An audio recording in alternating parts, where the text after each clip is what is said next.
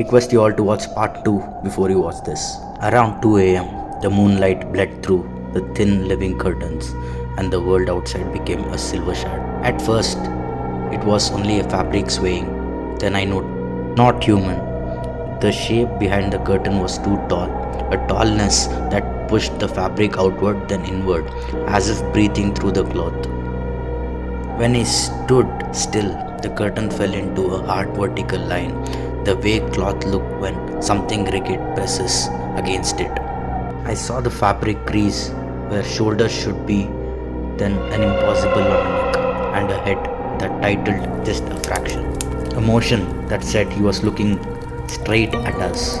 He didn't move like a man, his shoulders were too broad, and his arms too. When the light hit the edge of the curtain, I glimpsed a hand that wrapped the cloth like it was thinner than skin. He didn't make a sound, he just stared. There was an intent in stillness, not curiosity, not hunger, but an urgent command. Leave. My heart raced so loud I thought the whole house would hear it.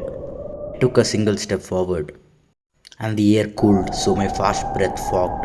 The silence broke with a sound like dry sticks snapping. The curtain whispered aside. He didn't retreat, he was right there, taller than any man should be, leaning from the darkness between fabric window and eyes like empty wells. My mother and sister froze behind me. My sister clung my leg and whispered in a voice too small for a moment, "He wants us to go." And then something impossible happened. The room seemed tilt, the furniture like it belonged to a different geometry. Realized with clarity that made me sick that this presence was more than a memory. It was the echo of a violence, something that remembered being forced, strangled, buried, and worse, it remembered the house as its claim. After that night, the manifestations escalated. The tall figure started appearing at periphery of the door and window. He would be standing, staring for hours.